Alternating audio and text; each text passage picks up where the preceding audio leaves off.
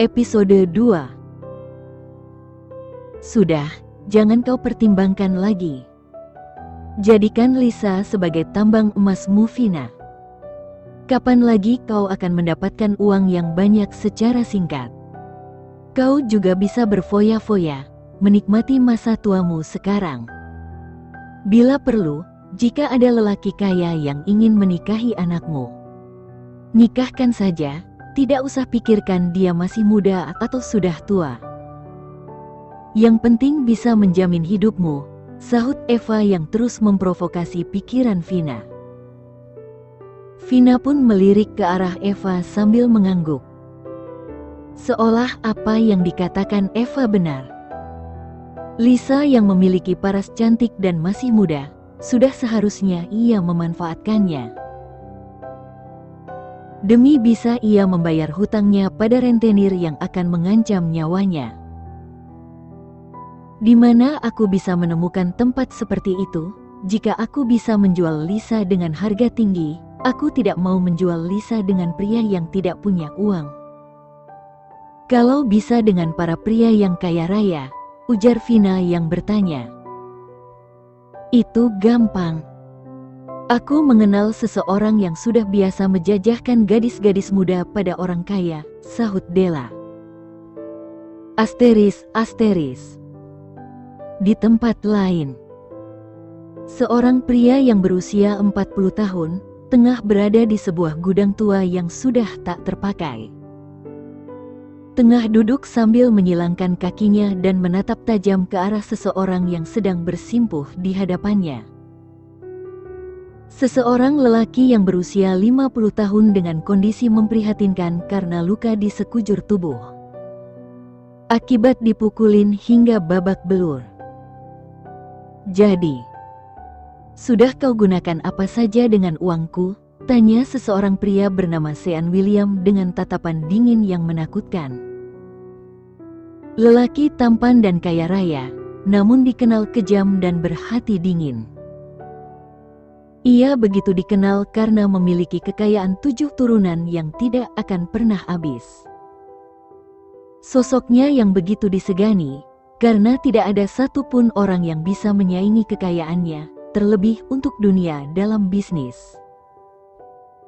Lelaki yang sedang ketakutan tersebut hanya bisa diam dan tak berani menatap wajah Sean yang menunjukkan sorot mata yang sangat tajam.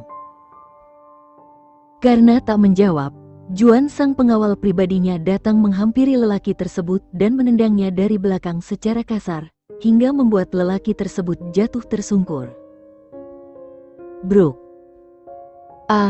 Rintih lelaki tersebut yang kondisinya hampir sekarat.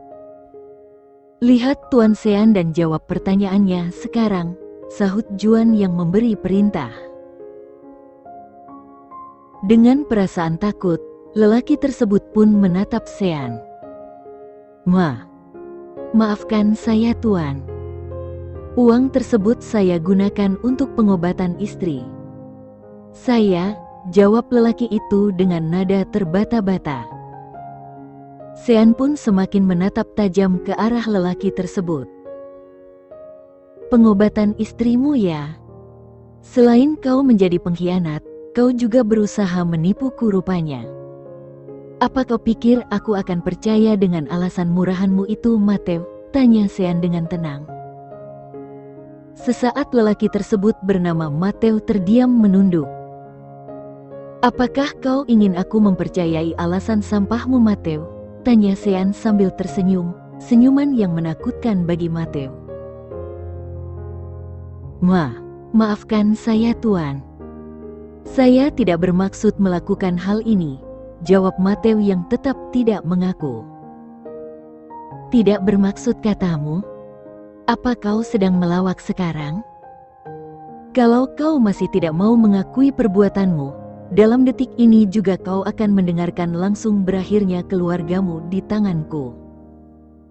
Apa kau mau mendengar itu sekarang? Tanya Sean memberi pilihan.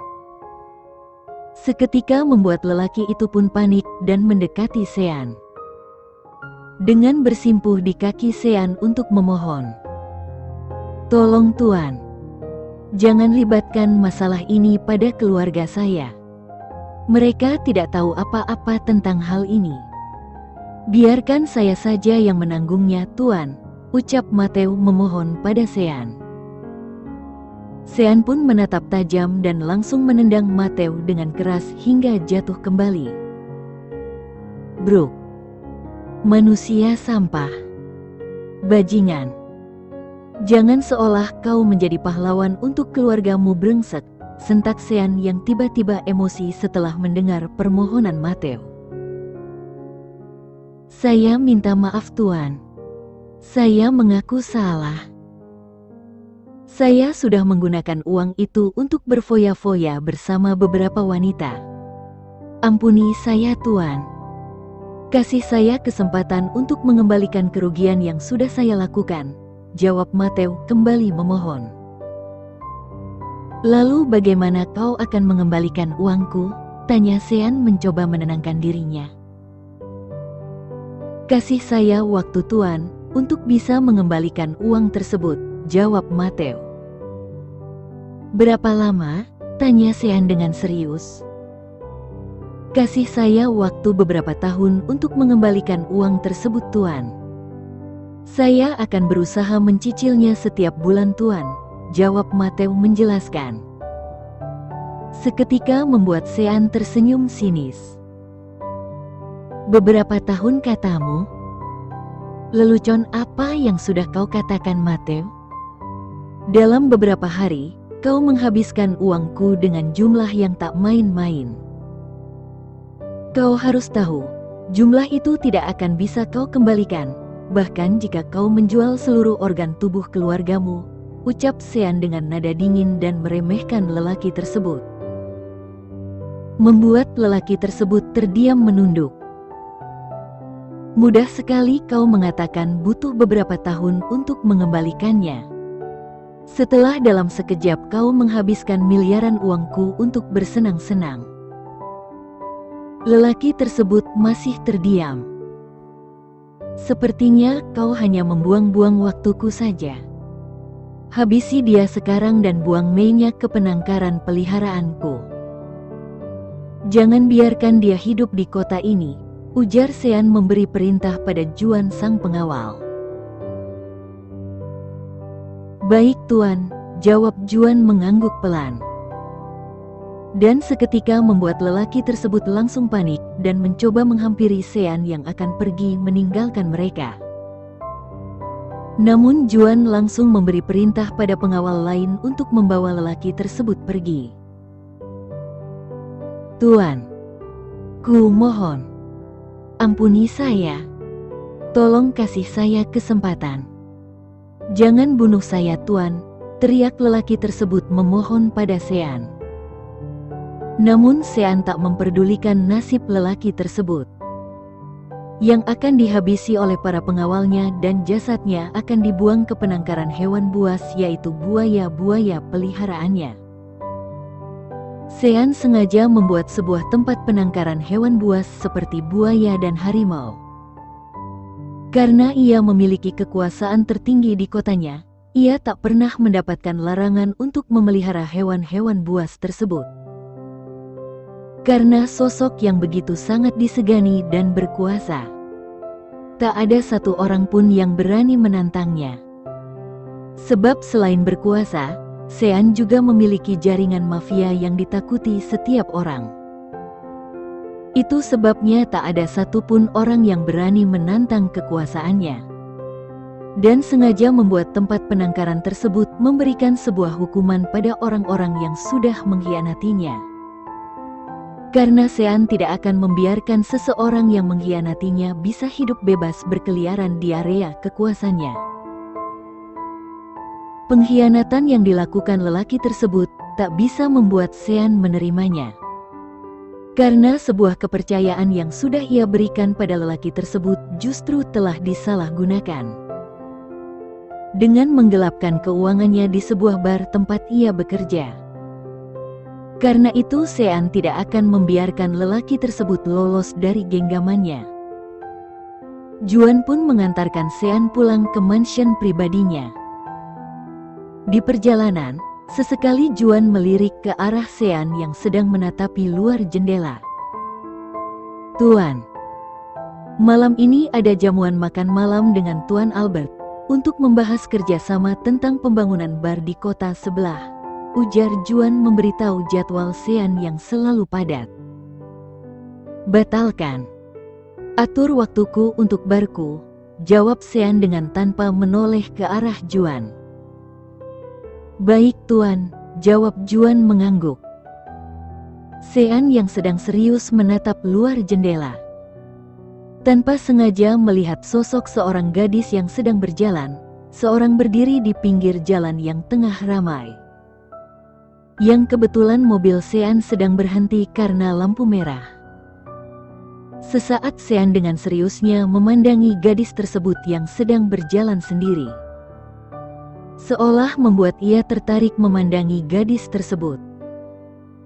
Dan beberapa saat mobilnya pun kembali melaju pergi, meninggalkan sosok gadis yang sedang seriusnya ia lihat. Asteris, asteris, asteris. Malam hari. Saat Lisa baru saja pulang, tiba-tiba saja ia disambut sang ibu dengan sikap ramahnya. Membuat Lisa menatap bingung dan heran. "Lisa, sebaiknya kau mandi dulu dan setelah itu makan. Ibu sudah menyiapkan makanan untukmu," ujar ibu Lisa yang menunjukkan sikap ramahnya. "Ibu menyiapkan makan malam untukku?" tanya Lisa memastikan. "Iya Lisa. Ayo cepat mandi sana. Kita makan malam bersama," jawab sang ibu menyuruh Lisa untuk mandi. Lisa pun langsung menurutinya dengan perasaan senang dan bahagia. Bagaimana tidak, sikap yang tak pernah ditunjukkan sang ibu dan juga tak pernah sekalipun menyiapkan makan malam untuknya. Tiba-tiba saja sang ibunya menyiapkan semuanya. Lisa pun langsung bergegas menuju kamar mandi untuk membersihkan tubuhnya. Ia pun tak sabar ingin menikmati makan malam bersama ibu yang disayanginya. Walaupun sang ibu tak pernah menyayanginya. Beberapa menit kemudian, saat Lisa sudah membersihkan tubuh dan berpakaian, Lisa pun menghampiri ibunya di meja makan. Terlihat beberapa macam masakan yang sudah disediakan oleh Vina sang ibu. Lisa langsung tersenyum dan gembira. "Ini semua ibu yang masak?" tanya Lisa menoleh ke arah Vina.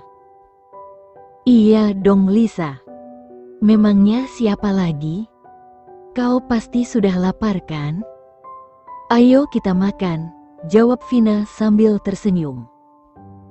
Seketika membuat Lisa kembali bahagia saat melihat senyuman sang ibu yang tak pernah sekalipun ditunjukkan oleh Vina padanya.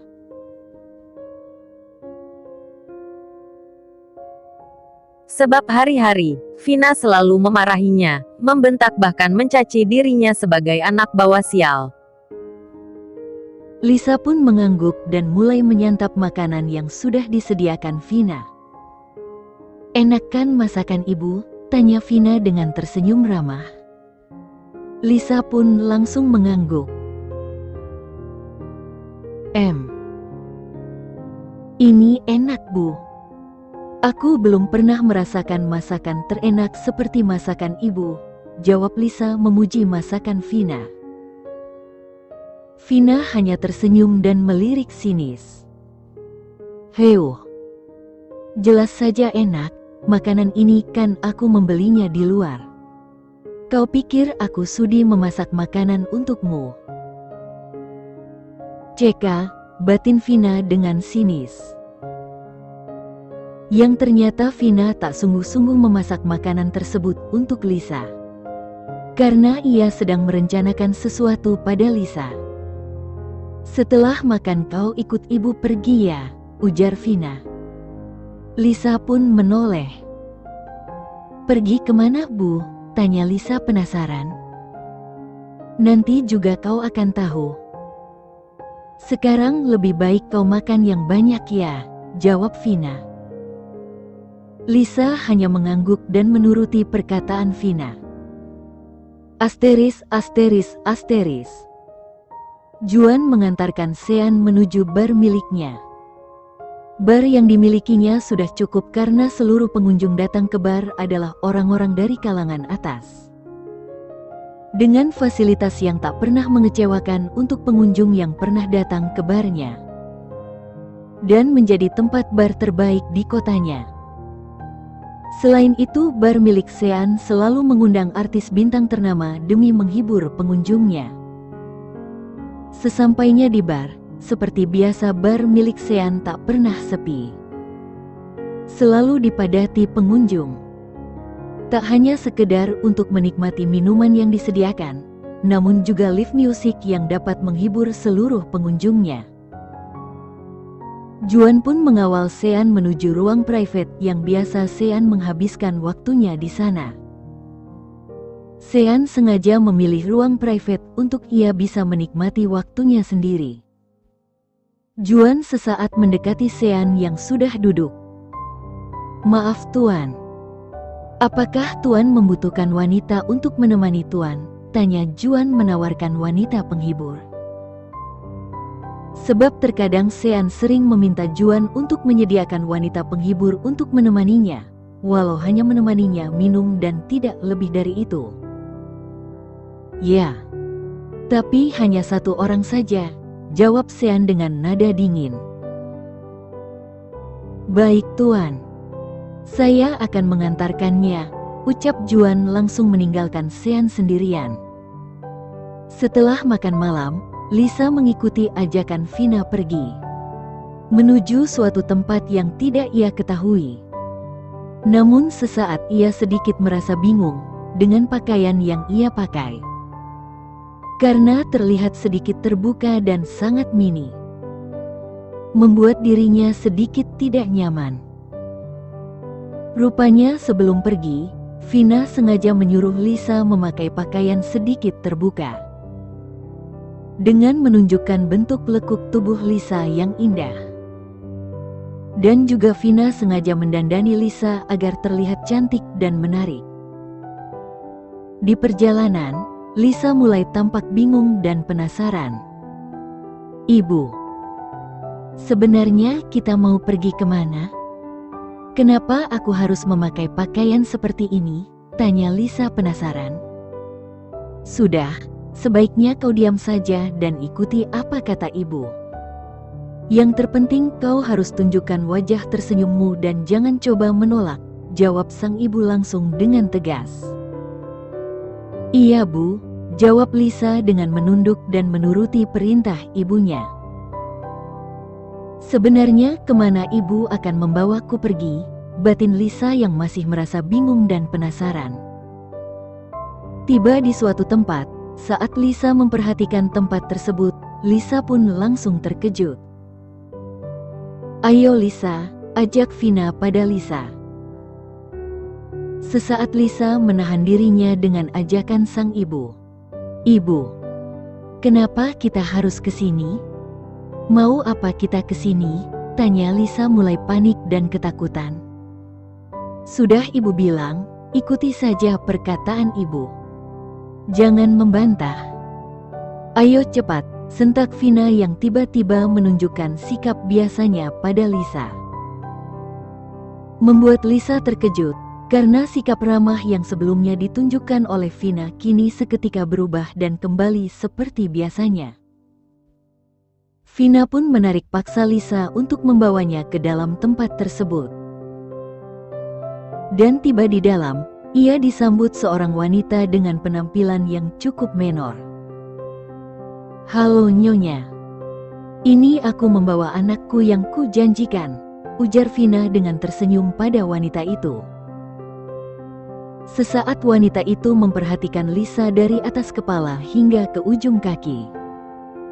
Menatap Lisa dengan tersenyum sinis. "Boleh juga. Sepertinya dia bisa menguntungkan buatku. Kau beruntung punya anak secantik dia," ujar wanita itu memberi komentar tentang Lisa. "Tentu saja Nyonya." Lalu bagaimana dengan perjanjian kita? Tanya Vina begitu bersemangat. Oh, tenang saja. Aku sudah siapkan uang sesuai perjanjian kita.